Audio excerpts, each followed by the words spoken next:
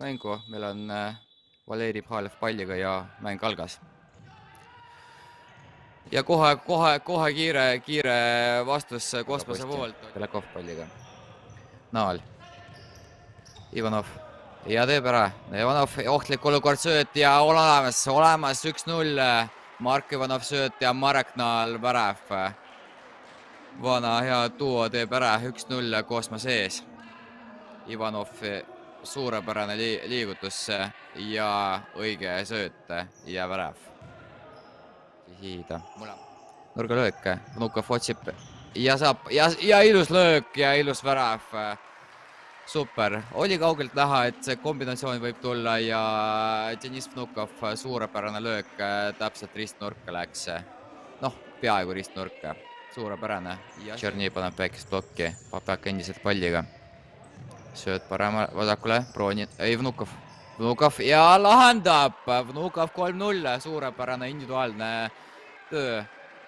Mängib üle nii vastasmängijad väljakul kui ka Silver Lilli 3-0. Ussinovitš oli see, kes kaotas Vnukovile ja 3-0. Meil siis vastavalt miinimum 20 ja maksimum 25. Kas tõesti on miinimum 20?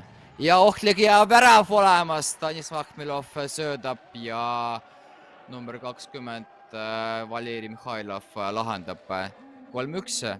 Kas on kosmose kasuks? Babek. Kulikov. Ja värav. Deniss Vnukov lahendab ilusti ära ja sööt oli Nikolaiga. Ilmselt Khmelov tahab löögi peale, tuleb džipp ja saab löögile ja värav. Stanislav Khmelov, et tema tavapärane liigutus, et tuleb kõrge džipp ja Stanislav paneb ühe väsimatud. Tundub, et kõige rohkem veedab aega väljakul. Kulikov ilus tehnika. Saab hakkama, saab ja lööb ja värav. See noor on tõeline talent. Mängis ei lähe pressima. 5-2 on kosmose võit. Et revanš on võetud kosmose jaoks siis